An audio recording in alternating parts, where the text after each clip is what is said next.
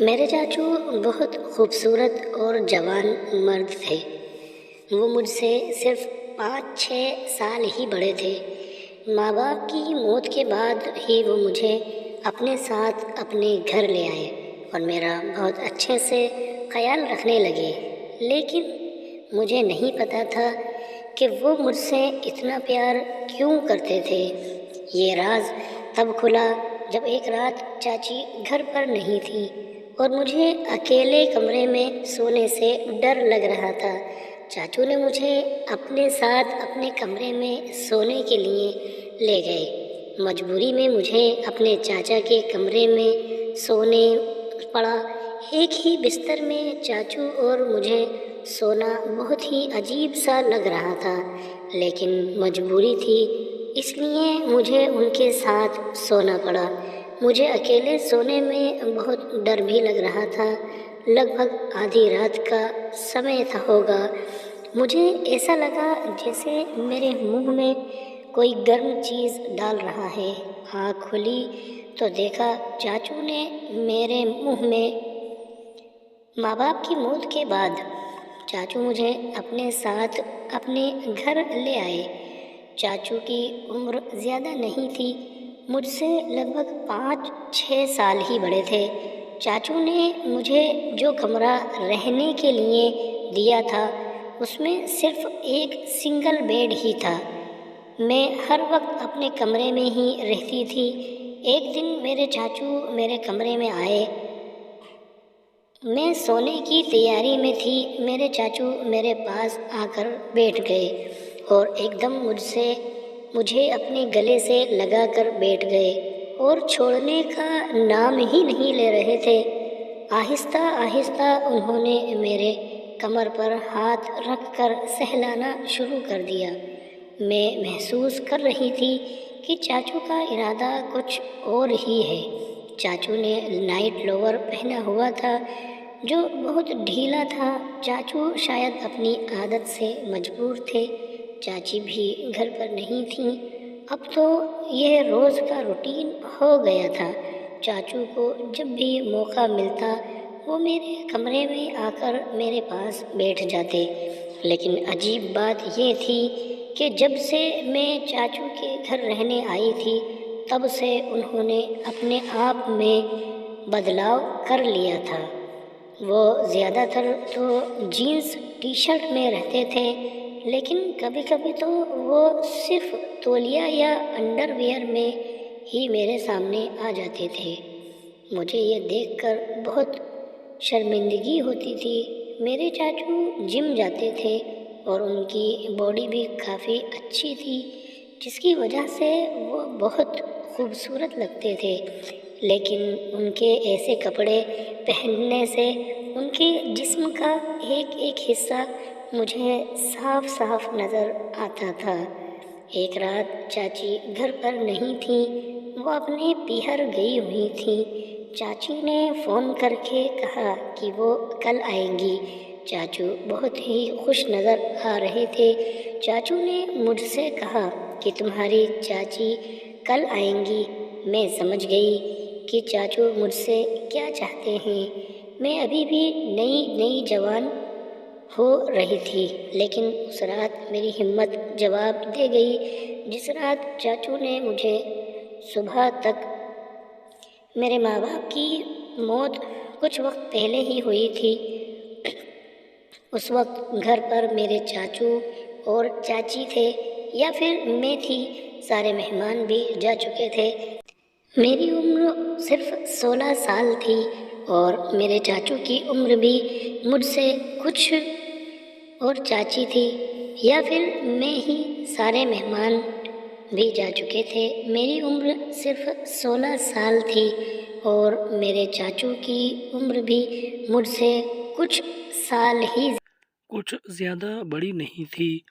وہ مجھ سے صرف 5-6 سال ہی بڑے تھے۔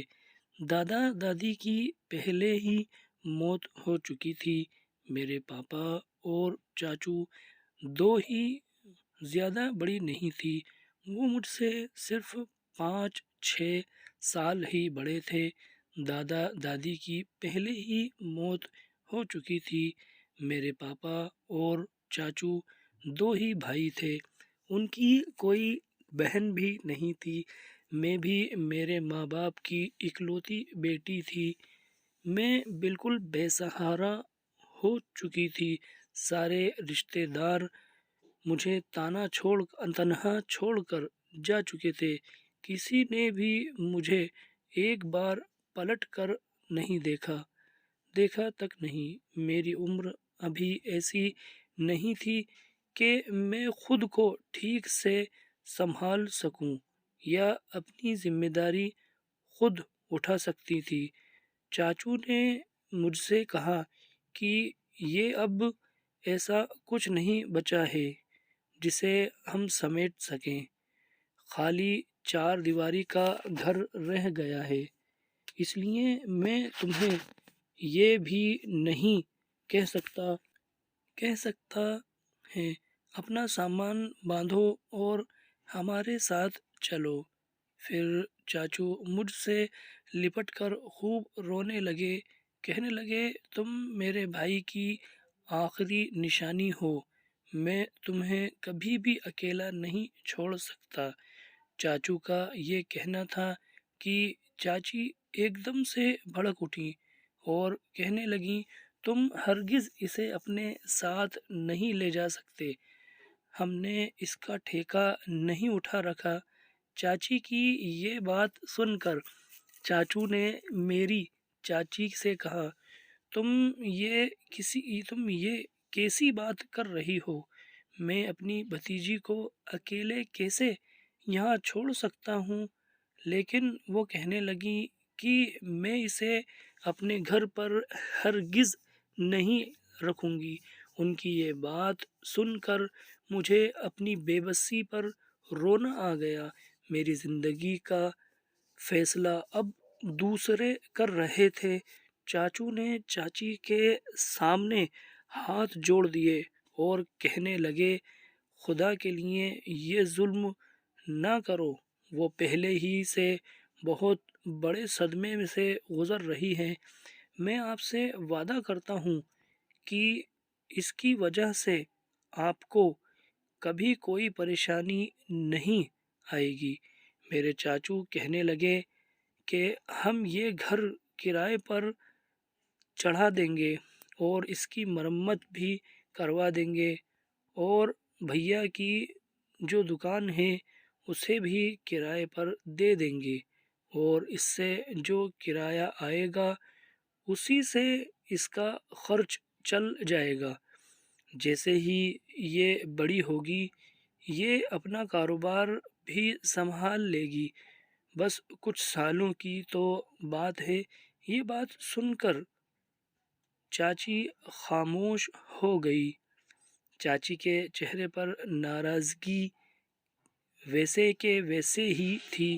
میں چاچو کے ساتھ ان کے پیہر چلی گئی۔